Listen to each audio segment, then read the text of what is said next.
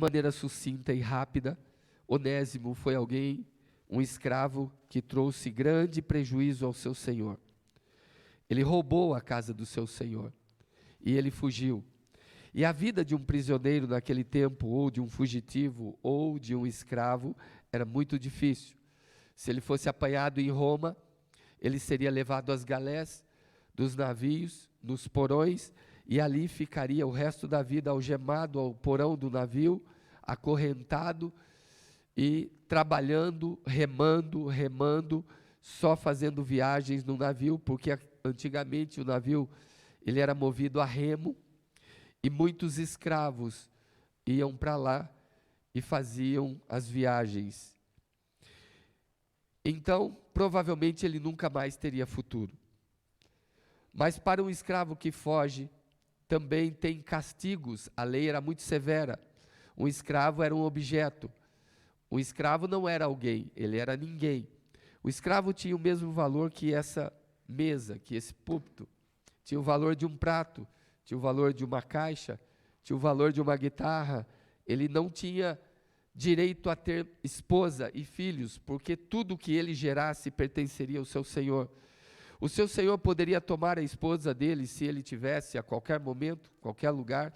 Poderia pegar os seus filhos e mantê-los como escravos, ou levá-los para longe, ou vendê-los. Escravo não tinha direito, ele só tinha deveres. Ele não tinha descanso, ele trabalhava quando o seu senhor queria que ele trabalhasse. Por isso ele era um objeto. E um objeto não tem vez, não tem voz. Mas esse objeto chamado Onésimo tinha coração.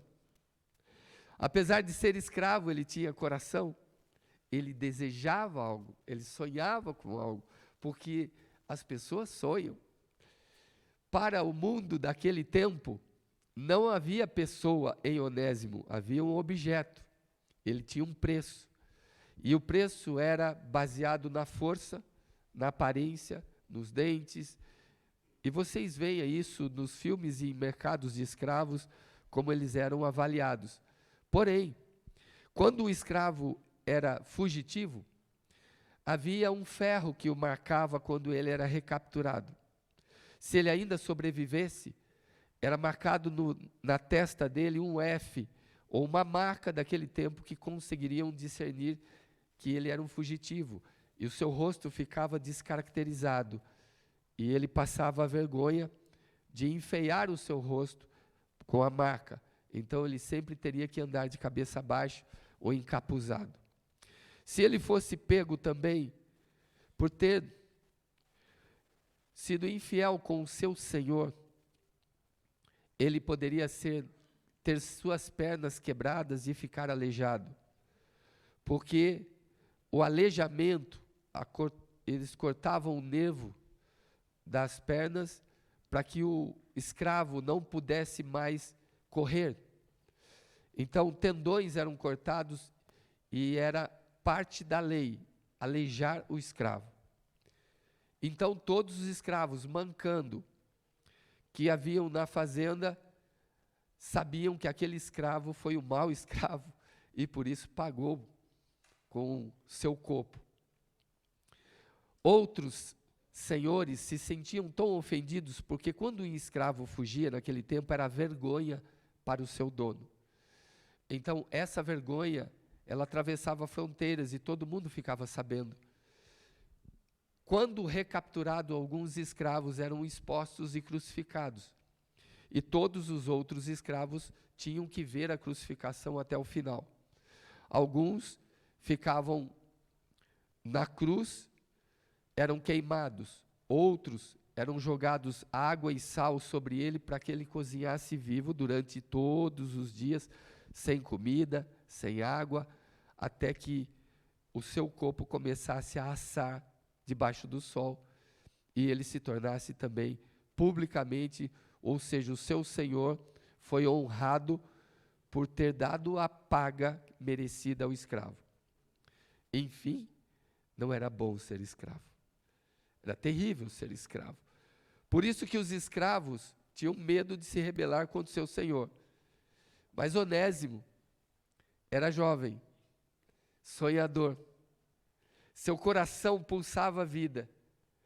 E ele, além de fugir, ele rouba o seu senhor para ter com o que sobreviver.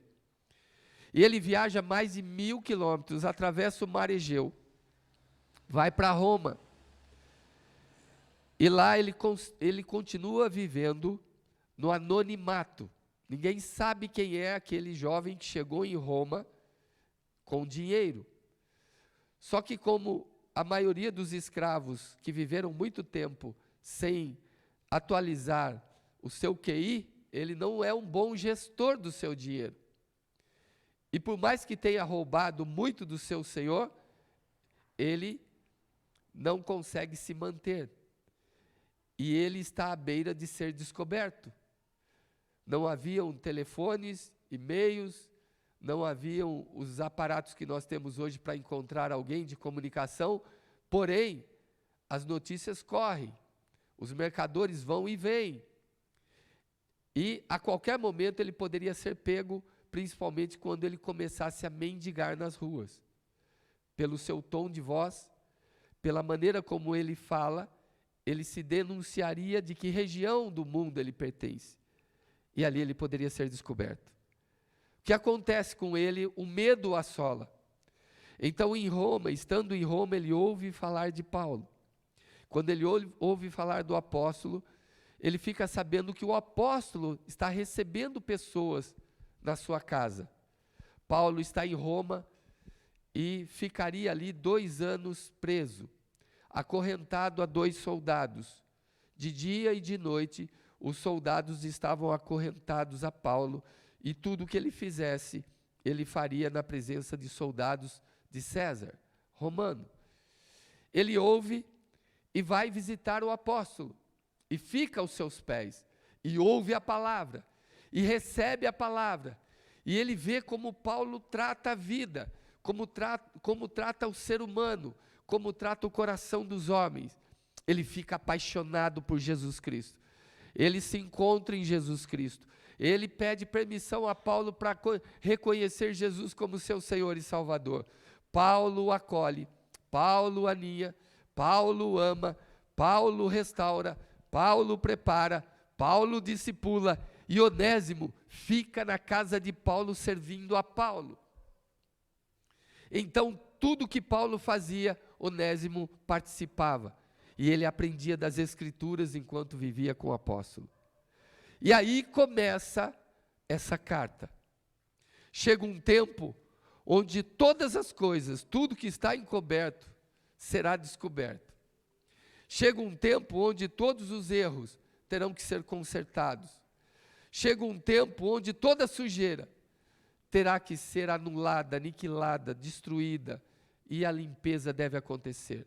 Chega um tempo na nossa vida onde tudo aquilo que está errado deve ser exterminado, extirpado, porque é o tempo que o Evangelho vai entrando, é o tempo em que a palavra vai limpando, é o tempo em que o Espírito vai trabalhando.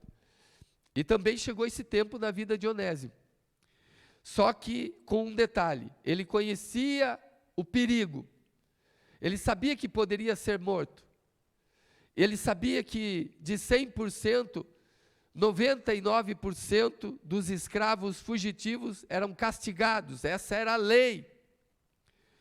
Mas de repente ele encontra a palavra de Deus, e não só a palavra de Deus, mas também o Deus da palavra. De repente ele encontra uma palavra que ele nunca recebeu desde quando nasceu: amor. E ele descobriu que Deus é amor. E ele encontra um Salvador. Ele nunca teve ninguém por ele, de repente ele descobriu Jesus Cristo por ele. Tinha um Salvador agora. A vida dele mudou, seus olhos brilharam, suas esperanças nasceram de novo. Onésimo não era mais um escravo para o Evangelho. Onésimo agora é um escravo de Cristo. Ele queria servir a Cristo. Ele não era mais desse mundo, ele vivia para o seu Senhor que o salvou, que mudou o seu coração, que perdoou os seus pecados, mas que chegou o tempo, que mesmo espiritualmente perdoado, chega o tempo do conserto, Às vezes nós pensamos assim: olha, eu vim para a igreja, está tudo resolvido. O passado ficou para trás, eu não preciso resolver mais nada. Você é que pensa. Você é que pensa. Ninguém vai para o céu sem acertar tudo aqui na terra.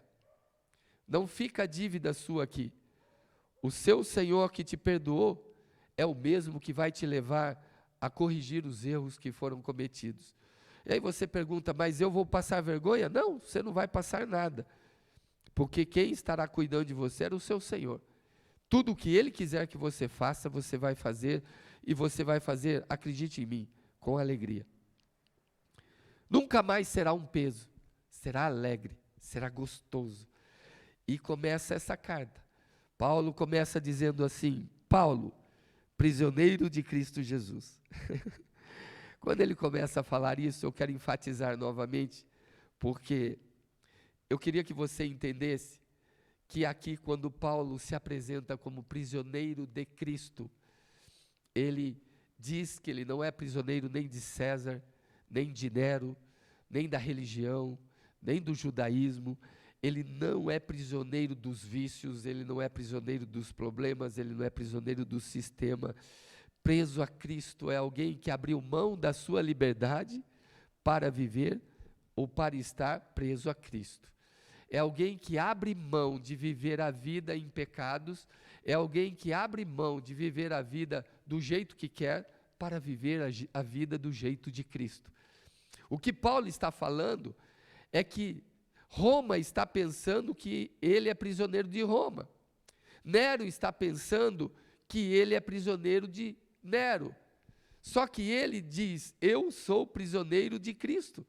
Nós cristãos, estamos presos a Cristo justamente pela liberdade que Cristo nos dá. Porque a Bíblia diz, em João 8,36, se o Filho vos libertar, verdadeiramente sereis livres. Então o mundo de hoje faz o quê? Aprisiona pessoas, porque quer monitorar pessoas. Assim é no relacionamento. Quando se há problemas no relacionamento, logo ele é cerceado. Procurem olhar casamentos que tiveram problemas. O marido passa a vigiar a mulher passa a vigiar o marido. Já há uma prisão, não tem grades, mas ele não vive mais como vivia, ela não vive mais como vivia. Os homens, no mundo de hoje, as pessoas aprisionam pessoas, seja por ciúmes, por medo que elas façam isso ou aquilo, por medo que vão além deles, que cresçam mais do que eles, por inveja, seja o que for, por traição, eles aprisionam. Em Cristo é diferente. Em Cristo aqui, a nossa prisão é estar livres. Nós ficamos aprisionados a Ele justamente porque Ele nos liberta. Ele não nos aprisiona, Ele não nos obriga a caminhar com Ele, Ele não nos obriga a sermos do jeito que Ele quer, Ele não impõe algo a nós, Ele simplesmente nos liberta e nos deixa livres.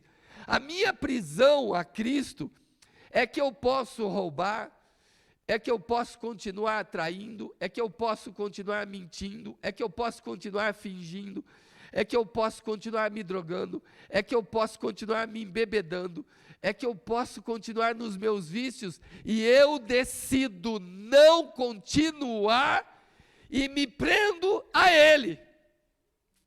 Então eu me torno prisioneiro dEle, e não dos vícios, e não dos pecados. A maneira de Cristo nos prender a Ele é a melhor, é nos dando liberdade. É eu entendendo que eu posso continuar sendo errado e não quero por causa dele. Olha que coisa linda.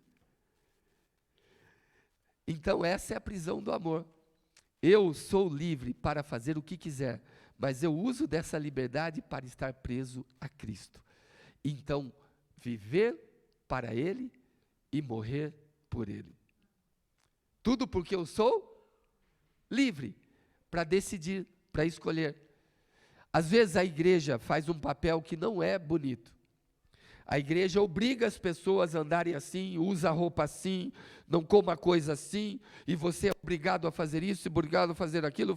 Olha, quando nós tivermos um livro de regras ou de normas, nos aprisionando e nos tolhendo o direito de decidir aquilo que foi dado a Adão e Eva lá ainda no paraíso, o direito de escolha, quando você é obrigado a fazer isso, pode ter certeza, o inimigo está por trás desse livro. E quando o inimigo está por trás desse livro, ele vai te prender e vai te destruir com esse livro. Eu tenho aqui, a Bíblia diz, em João 8,32, que nós conheceríamos a verdade e a verdade nos libertaria. Mas a verdade, ela liberta desde que o Filho esteja na verdade. Porque se você pegar a verdade da religião, ela mata. Eu tenho alguém na minha família que o casamento se acabou, cada um continuaram vivendo na mesma casa, porém houve traição, houveram erros e o homem também foi um dia e errou. E ele foi falar com o seu pastor e disse: olha, meu casamento já acabou faz tantos anos e agora, só que a gente vive junto na casa ainda, tal, mas eu caí. O pastor disse: você pecou para a morte, não há mais salvação para você. Então aquele meu tio foi e se suicidou.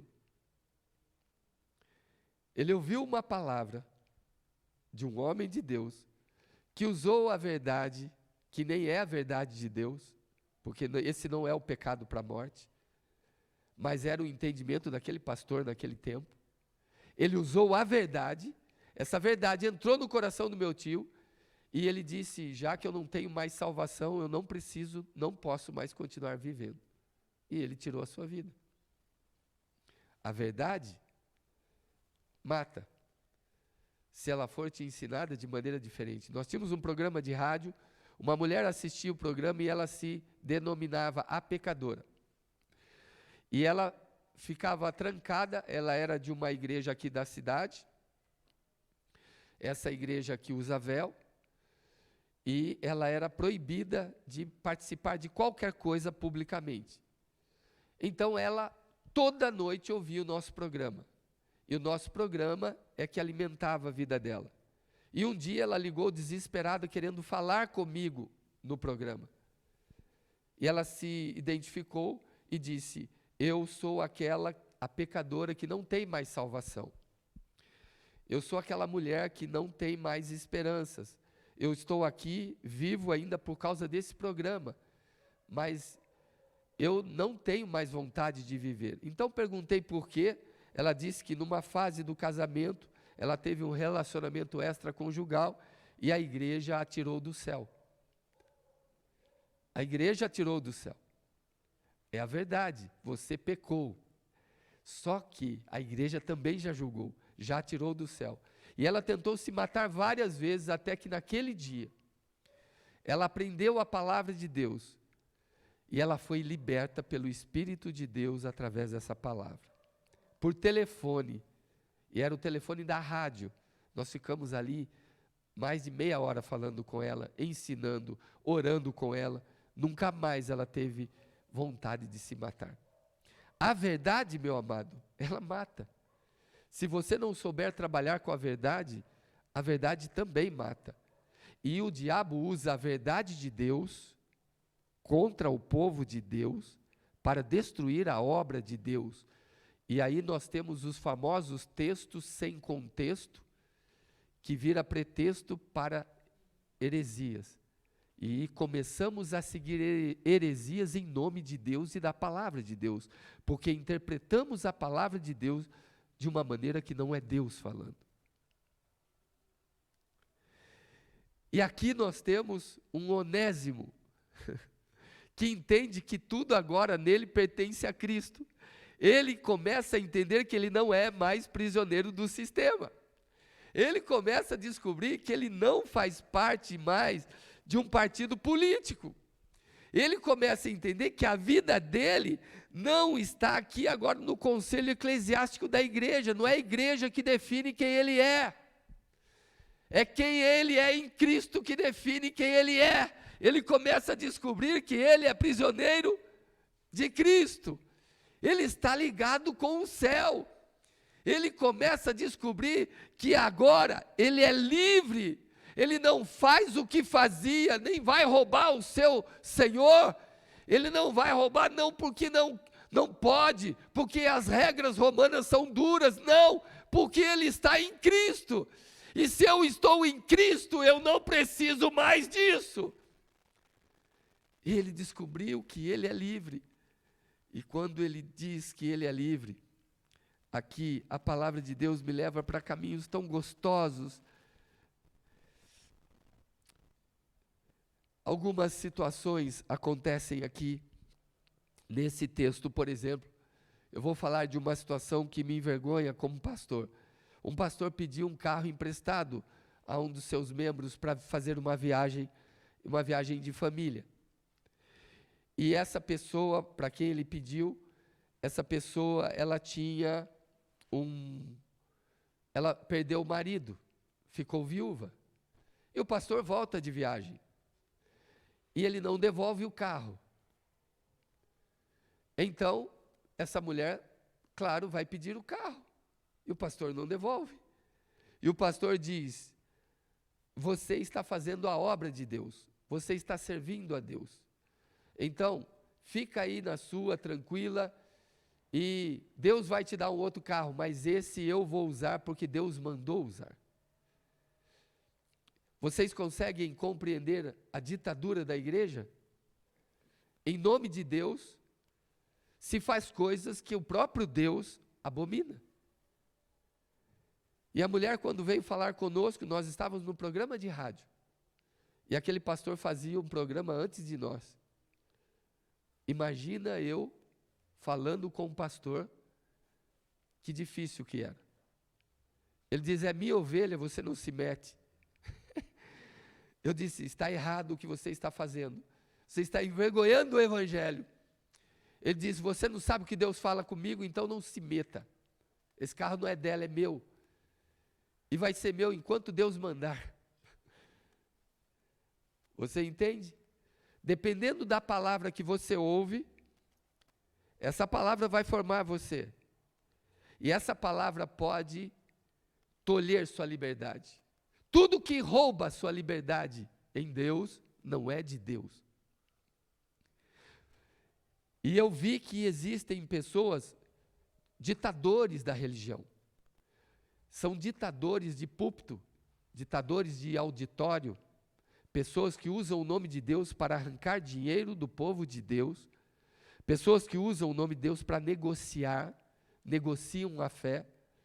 Eu conheço uma pessoa que é pastor numa igreja, não sei se é ainda, mas era, e ele pagava R$50 por cada culto para a pessoa fingir que era paralítica. E quando ele orasse por ela, a muleta caísse e ele ficasse de pé. E com isso, espalhava-se a notícia que ali tinha curas e milagres extraordinários, os templos abarrotados, eram mais arrecadações. Então virou um negócio. Nós temos esses ditadores da religião, nós temos também os intolerantes espirituais, é gente tentando se apropriar do povo, nós temos os privilegiados evangélicos, gente que são intocáveis na igreja pelo dízimo, pela posição social, onde a igreja, a religião mantém esse tipo de gente, vicia o povo nesse caos, leva esse povo para o inferno. Então nós temos pessoas que também estão inseridas no contexto de igualdade de direitos ecumênicos. Nós achamos que todas as religiões, só falar em Deus é de Deus. Se eu frustrar você hoje, que nem tudo que fala, que diz Senhor, Senhor, entrará no reino dos céus. A Bíblia diz: mas aquele que faz a vontade do meu Pai, que está no céu. Não é todo lugar que se fala em Deus que é de Deus. Falar em Deus é fácil. O difícil é Deus falar nesse lugar, ou por esse canal. Mas eu vou continuar aqui, porque estou falando de Onésimo. Onésimo, Paulo entra e começa a conversar agora de um jeito sucinto numa carta. Ele fala: eu tenho aqui um prisioneiro, um menino gerado nas minhas cadeias. Não está fácil minha vida, mas eu gerei ele aqui. E então Paulo começa a falar com Filemão e manda uma carta para o seu senhor. O que é terrível nessa carta é que ele fala assim: eu imploro, verso 9, em nome do amor. Eu imploro que você ouça a palavra de Deus na minha boca, mas fala assim comigo: em nome do amor. Você entende como é que Paulo está apelando? Que difícil é esse entendimento? Povo querido do Senhor, quando Filemão vai receber essa carta, ele vai fazer algumas perguntas que eu e você fazemos. Ele vai dizer mais ou menos assim: mas você sabe o que ele me fez? Quando o pastor fala para você, meu amado, perdoa, pelo amor de Deus, em nome de Cristo, perdoe. A primeira resposta que vem: mas o senhor sabe o que é que ele fez? O senhor falar para perdoar estando de fora é fácil. Mas você sabe o que ele me falou? Você sabe como ela me humilhou na frente de todo mundo? Paulo está falando assim: eu estou pedindo em nome do amor. Ele fala mais ou menos assim: se você, pastor, sabe o que ele fez, por que você me pede isso? Por que cai só na minha conta então? Então quer dizer que ele apronta, faz o que quer, eu fico aqui, passo vergonha, e de repente não acontece nada. Eu apenas perdoo o bonitão. É isso que você quer me dizer? Filemão poderia indagar: você sabe a vergonha que ele me fez passar? Você sabe o prejuízo que ele me causou? Você sabia que eu virei o assunto do momento? Você sabia que eu virei o assunto da minha empresa? Eu virei o assunto lá do shopping, eu virei o assunto da vizinhança, eu virei o assunto da família, eu virei o assunto dos meus amigos, eu virei o assunto do futebol. Você sabia que todo mundo está falando da minha vida?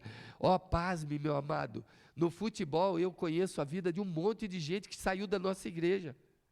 As pessoas vêm trazer, e é bem mais ou menos isso que Filemão podia falar.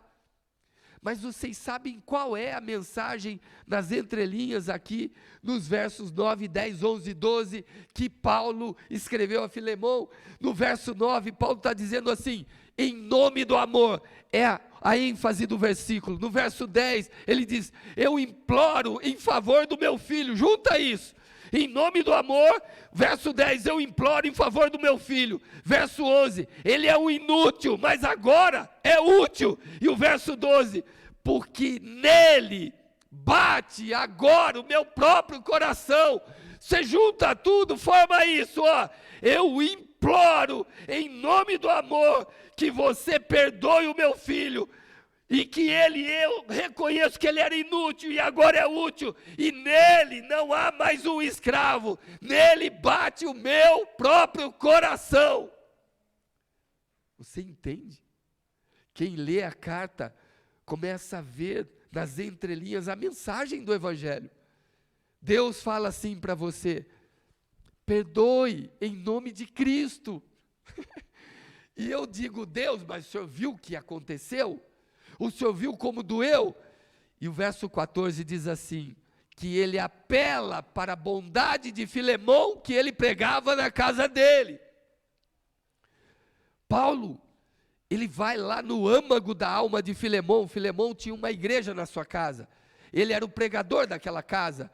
Filemão foi alcançado pelo ministério de Paulo através de um discípulo chamado Epáfras, que fez uma cruzada evangelística, alcançou aquele homem muito rico, latifundiário, provavelmente se converteu, e ele ajudava todas as pessoas.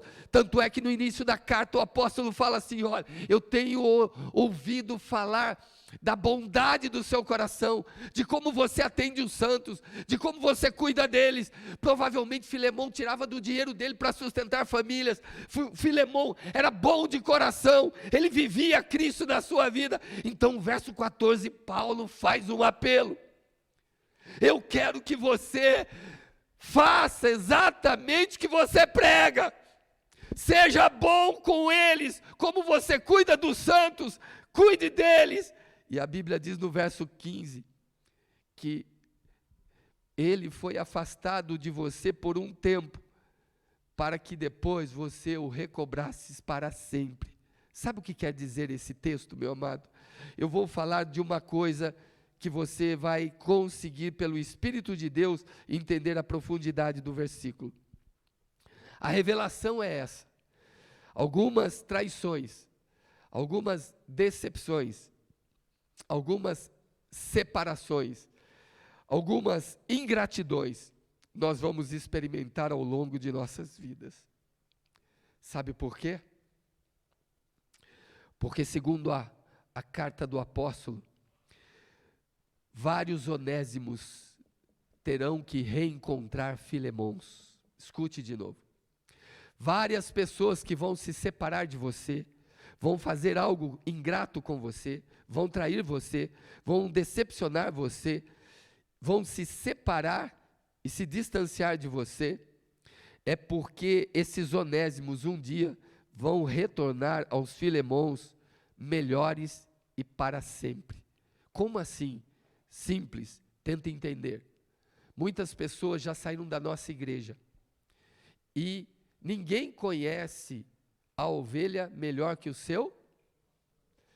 E quando saíram da nossa igreja, eu tenho notícias de muitos casamentos que se acabaram, lares que estão destruídos, negócios que foram desfeitos. Outras pessoas começaram a ter um problema crônico de saúde. Outras pessoas que eu sei, eu posso até enumerar quantos tiveram problemas ministeriais, nunca mais foram usados pelo Senhor. Sabe por que isso acontece? Porque quando o pastor conhece a sua ovelha, ele recebe de Deus a palavra certa, o alimento certo para curar a sua ovelha e para manter a sua ovelha saudável, sadia. Quando essas pessoas saem debaixo de quem os conhece, de quem os gerou em Cristo, vão para outros lugares, eles não ouvem mais o que eles precisam ouvir. Eles ouvem o que eles querem ouvir. Eles buscam conselheiros, eles buscam mensagens, eles buscam pastores segundo o seu próprio coração. Então, quando falta esse tipo de alimento específico, ração balanceada, onde o Espírito trabalha naquela congregação, desanda e causa um desequilíbrio espiritual e as pessoas começam a sofrer. O que Paulo está dizendo é que às vezes essas pessoas têm que sair de perto de você para que descubram o quanto você era importante na vida deles. É que às vezes essas pessoas, esses onésimos, têm que quebrar a cara para que um dia eles voltem a sentir saudade de Filemão. Eles devem quebrar a cara para sentir saudade de Filemão. Ele vai ter que ver que ele não tem mais dinheiro, não tem comida, e até como escravo ele comia melhor do que agora estando livre em Roma. O que Paulo está querendo dizer é que às vezes o afastamento temporário é o tempo que Deus usa para tratar a rebeldia de um coração que se achava injustiçado na casa de Filemão, que se achava objetizado na casa de Filemão, que se achava desvalorizado na casa de Filemão, que se achava usado na casa de Filemão. De vez em quando, Deus vai deixar essas pessoas se afastarem, porque eles achavam que eles fazem tudo, e não são valorizados, e não são olhados, e não são cuidados, então Deus deixa se afastar, Deus deixa cair, e ele diz assim: Paulo, o recobra de novo, a palavra alcança agora esse escravo, e diz assim: ele foi afastado de ti por um tempo, para que agora você o recobrasses para sempre, ou seja, agora você tem uma pessoa pronta, ele já sabe quanto custa a vida longe de ti. Algumas pessoas só vão voltar a viver quando voltarem para o lugar de onde saíram. E às vezes vocês acham assim: o pastor é puxa-saco, o pastor faz isso, faz aquilo. E eu vou dizer a vocês, um dia eu trouxe o Guilherme para cantar na igreja, lá embaixo. A nossa ministra de louvor ficou 900 anos bicuda comigo, porque eu trouxe o Guilherme, que estava desviado, para cantar na igreja. Eu sei o que o Guilherme precisava. Ela não sabia, ela só sabia do louvor. Mas ela se sentiu ofendida porque eu não falei nada com ela. Eu sei quem precisa ser ajudado. Eu sei quem precisa ser restaurado. Eu sei quem precisa ser reanimado, fortalecido. É para isso que eu estou aqui. Se eu não souber isso, eu não sirvo para estar aqui. Eu sei o que os corações necessitam para voltar a ir para o céu. Eu não estou falando para voltar a caminhar comigo. Estou falando para levantá-lo de novo. Eu sei o que precisa. Porque eu sabia a mensagem que eu ia pregar naquela noite. E eu queria que o Guilherme ouvisse. Para ele nunca mais ser inocente daquilo que está fazendo. Eu queria levantá-lo, restaurá-lo, resgatá-lo. Essa era a função. No entanto, quando as pessoas olham com olhos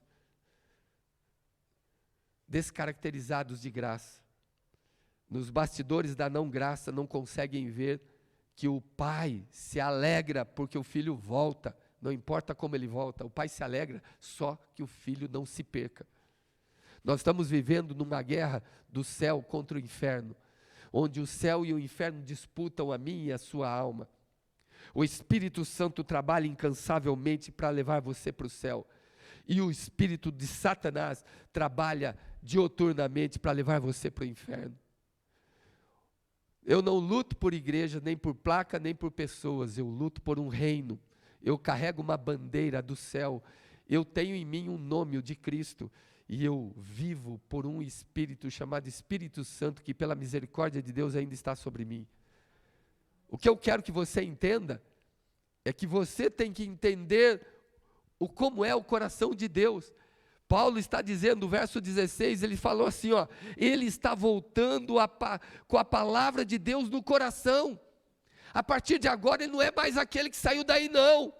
O que ele sofreu, o que ele pastou, as experiências dele. Olha aí, ele foi para outra igreja, foi arrebentado. Sabe por que ele está voltando? Porque ele precisa dessa comida, precisa desse alimento, ele precisa do seu cuidado, Filemão. E ele está voltando agora com a palavra de Deus no seu coração. O comportamento dele agora não é mais de escravo, nem de um rebelado, nem de um revoltado. O comportamento é de um irmão caríssimo, amado, que eu gerei na minha própria carne. Eu gastei tempo com ele para ele não ir para o inferno. Então recebe ele, Filemão. Filemão poderia indagar, mas Senhor, Paulo, pelo amor de Deus, o que você pede é muita coisa, o cara não merece, o cara é um sem vergonha. Se você conhecesse Onésimo, esse Onésimo não existe mais, Filemão. Ele está voltando agora, com um coração cheio do Evangelho, apaixonado por Cristo. Porque a Bíblia diz que o Evangelho é o poder de Deus para a salvação de todo aquele que crê. É do judeu, do escravo, do livre. Ele agora vai te servir, Filemão, por amor, não mais porque é escravo. Ele entende que o servo tem que servir ao seu Senhor, como se estivesse servindo a Cristo. Você vai ter o melhor escravo, recebe ele, não castigue ele, não maltrate ele, não jogue fora. Filemão, ele agora vai vestir a camisa. Ele vai vestir a camisa da sua empresa, da sua fazenda. Ele agora vai voltar para nunca mais sair. Ele sabe onde é a sua casa, a voz que ele tem que ouvir e quem ele deve servir. Filemão, ele sabe fazer o caminho de volta, porque ele não é mais escravo, ele é filho de Deus. Louvado seja Deus. Quando o escravo vira filho, o filho vira irmão. Então caem as barreiras sociais, econômicas, o status quo cai, todos na cruz somos nivelados, e o coração de servo mata o orgulho, e o coração de servo mata a vontade própria, e o coração de servo mata a causa pessoal pela qual ele vivia. Ele sonhava em fugir porque ele tinha um sonho pessoal. Então o coração de servo de amor por Cristo faz esse homem voltar a servir por amor no coração. Porque muitos de nós não acreditamos nas pessoas quando o próprio Evangelho não desautoriza ou não autoriza desacreditar? Por que nós não acreditamos que é possível alguém mudar? Só que o verso 17, Paulo vai na ferida. Ele diz assim: se me tens por companheiro, perdoa como se fosse eu. Recebe como se eu estivesse aí. Trate dele como se você estivesse tratando de mim. Respeite ele como se você me respeita. E acolha ele como se você me acolhesse. E se importe com ele assim como você se importa comigo, que trouxe o evangelho para você. E a Bíblia diz no verso 18 e 19: e tudo que ele te deve, se ele causou algum dano que você chama de irreparável, então a dívida dele é minha dívida. Ele não é mais um escravo e nem um objeto. Ele não vale o tanto que um carro vale ou que uma cadeira vale. Ele vale o céu. Então, se ele te deve alguma coisa, ele agora é meu irmão amado em Cristo. Então a dívida do meu irmão é minha também. Eu pago você. Você entende o evangelho agora? Eu pago você. E aí o verso 20, ele fala o texto que eu quero concluir. Reanima o meu coração em Cristo. Irmão, reanima o meu coração em Cristo. Presta atenção nisso. Paulo é o pai na fé de Filemão. Filemão se converteu por causa de Paulo. Filemão conseguiu encontrar o céu por causa de Paulo. Amém? Pai na fé de Filemão. Paulo é o pai na fé de Onésimo. Gerou em cadeias. Quando ele fugia de Filemão. Então, se Paulo gerou Filemão e Paulo gerou Onésimo, Filemão, que era o Senhor, Onésimo, que era escravo, não tem mais esse título, não tem status quo a mais. Eles dois agora estão nivelados em Cristo na cruz. Os dois não são mais senhor e escravo, são irmãos. Por isso que Paulo fala: alegre o meu coração como pai, e receba ele como seu irmão. Não humilhe, não envergonhe, receba aquele que um dia foi tirado de você, fugiu de você, mas agora voltou como irmão e não mais como servo. Você consegue entender a profundidade de como Deus nos vê? A palavra do Senhor é tão linda, tão maravilhosa, que Paulo, ele se faz aqui e toma o papel de Deus, e aqui Deus como Pai ecoa hoje na eternidade: em nome do amor, reanima o meu coração em Cristo. E escute isso, irmão, e perdoe seu irmão. Deus como Pai traz essa mensagem do Espírito Santo, Porque Deus, como Pai, Ele olha para os seus filhos e Ele diz: reanima o meu coração, alegre o meu coração em Cristo, e perdoe aquele que tem algo contra você. Entende isso, sim ou não? Fique de pé, por favor. A Bíblia diz, eu vou ensinar a vocês uma coisa que nós temos que aprender a separar. Quando aqui Paulo fala para animar seu coração,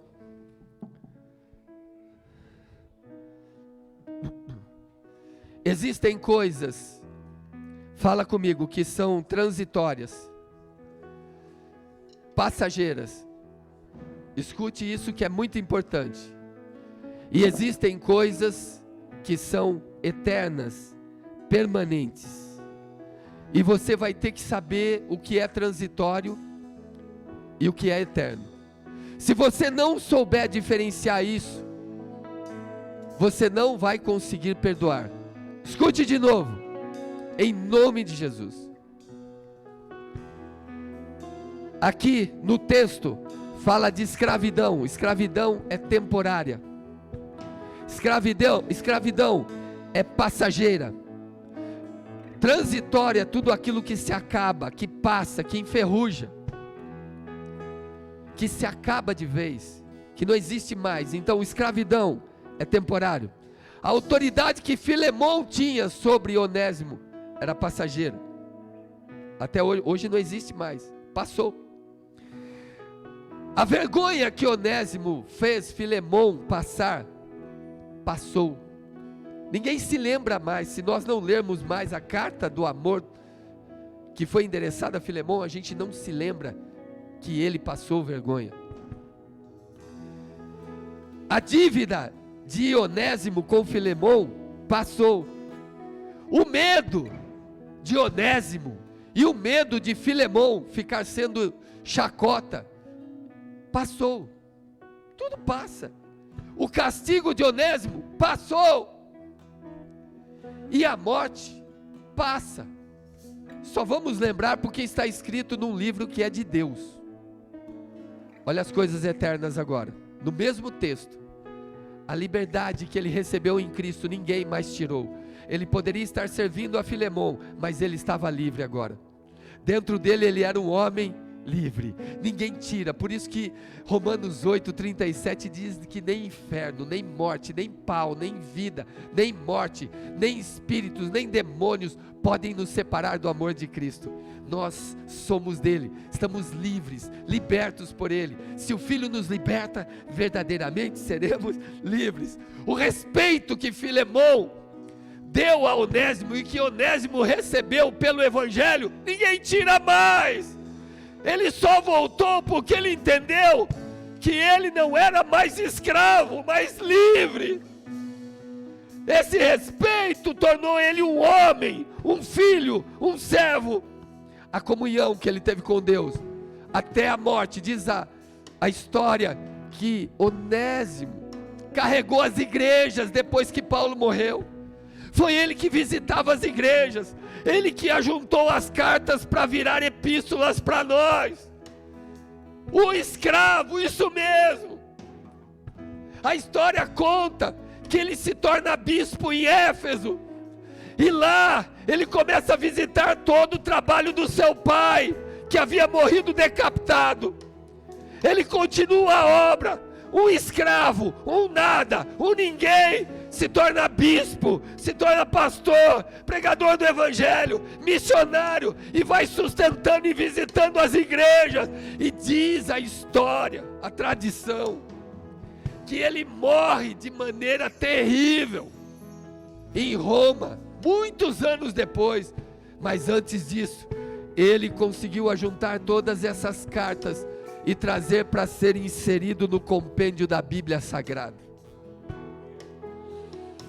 Então, a comunhão ninguém tirou. Outra coisa que é eterno, perdão é eterno, meu amado. Ele recebeu perdão, é eterno. Amor, ele recebeu amor e nunca tinha sido amado. Ninguém tirou dele. e por fim a vida eterna. Ninguém tirou dele. Existem coisas que são transitórias, passageiras, e existem coisas que são permanentes, são eternas. Se você não conseguir diferenciar, você não conseguirá perdoar. Olha o que diz 1 João 2,15. Coloca aqui para nós, para você entender o que estou dizendo, porque a Bíblia endossa isso.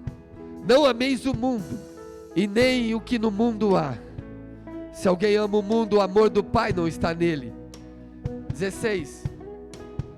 Porque tudo que há no mundo, a concupiscência da carne, olha aí, a traição, o prejuízo financeiro, a vergonha, a dívida, olha lá, tudo concupiscência da carne, e a concupiscência dos olhos, e a soberba da vida, não é do Pai, mas do mundo. E o 17 diz assim: e tudo isso passa, e a sua concupiscência, mas aquele que faz a vontade de Deus permanece para sempre.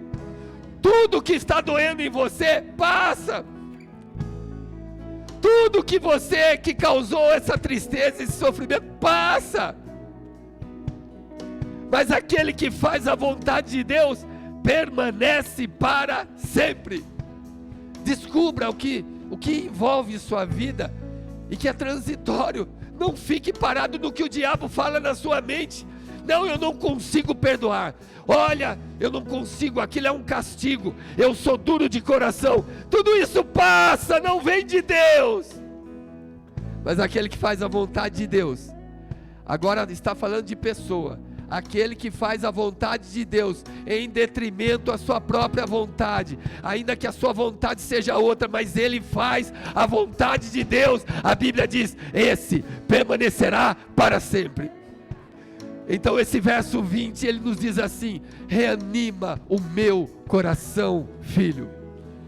Filemão, reanima o meu coração. E quando ele ouve isso da carta de Paulo, ele liberta Onésimo de ser escravo. Ele diz: meu pai na fé pediu, não importa o que você fez para mim, meu pai que me gerou em Cristo pediu, você está perdoado, e mais, você não é mais escravo, você é meu irmão caríssimo. Imagine quão difícil foi isso.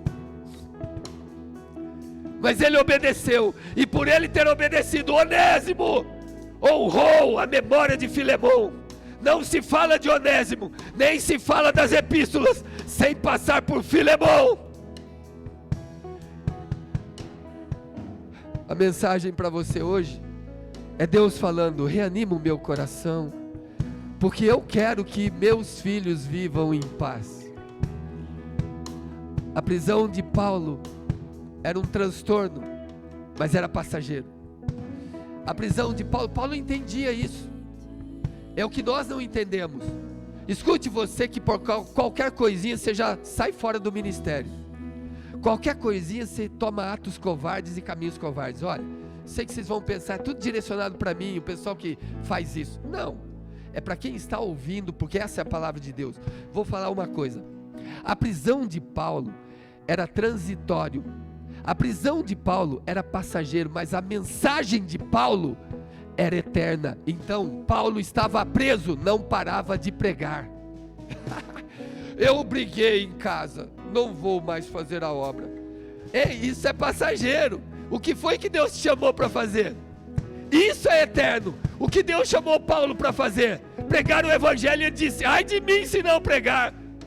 Então você tem que ter entendimento do que é transitório e passageiro. O diabo vai permanecer, vai mostrar a você o transitório, o efêmero, aquilo que é pessoal, aquilo que é passageiro, como se fosse eterno. Vai encher sua cabeça e você vai deixar de produzir. Não! Cuidado para não confundir aquilo que é transitório com aquilo que é eterno.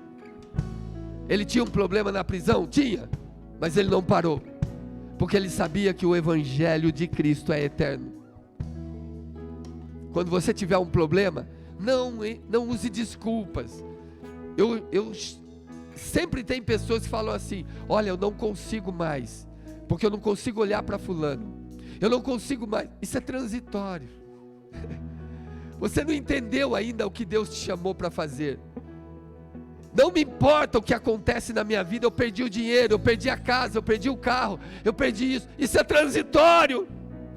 Aquilo que Ele me deu para fazer é eterno, e é isso que conta no final. Onésimo, Filemon entenderam isso. As pessoas hoje se medem, se lançam no Evangelho, tentam fazer o ministério acontecer. Pessoas não entendem direito e não sabem diferenciar o que é transitório e o que é eterno. Então qualquer problema que dá, elas recuam. Elas não conseguem avançar e continuar. Elas param de fazer. Elas saem do ministério. Elas obstruem a ação do Espírito Santo. Elas rejeitam o chamado. Essas pessoas geralmente ignoram os dons, não usam mais, como se fossem donos deles, como se pudessem dizer: eu não vou pregar agora porque eu não quero. Como se pudesse. Eles ignoram esses dons. Eles abandonam a obra e trocam o eterno pelo temporal. Gente, Paulo estava preso, mas ele sabia o que era eterno e o que era passageiro. Põe a mão na sua consciência, no seu coração, e você fale com você mesmo: Senhor, me dá sabedoria. Eu quero saber. E o Espírito de Deus está falando para você: reanima o meu coração, filho. Reanima o meu coração. Sem tua graça, o que seria de mim? Receba a palavra do Senhor para a sua vida hoje. Não entendo o meu próprio agir.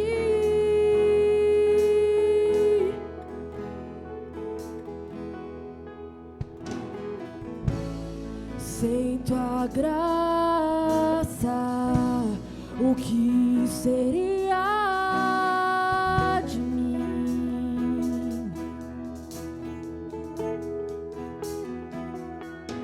Pois o bem que eu quero fazer não faço, e o mal que eu não quero, este sim acabo cometendo. Em meu ser militam carne e espírito, em uma guerra infindável, a qual eu não me rendo, pois meu corpo já foi vendido como escravo, e não existe bem nenhum em mim, apenas o pecado.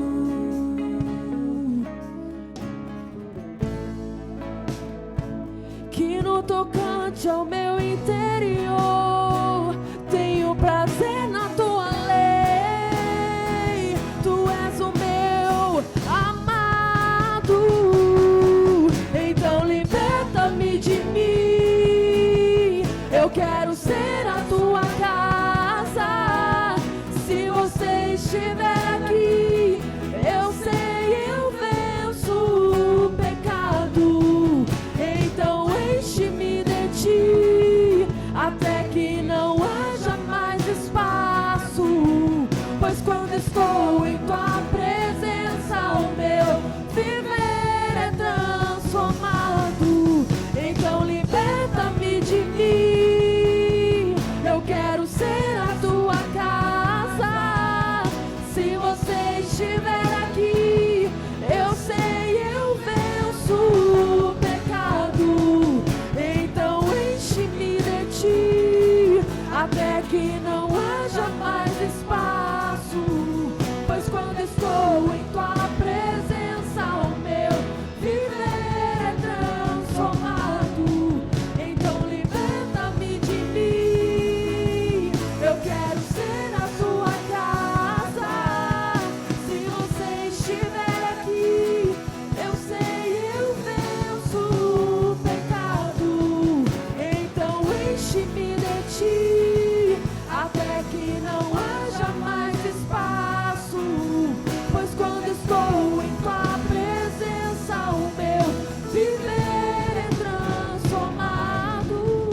Aleluia.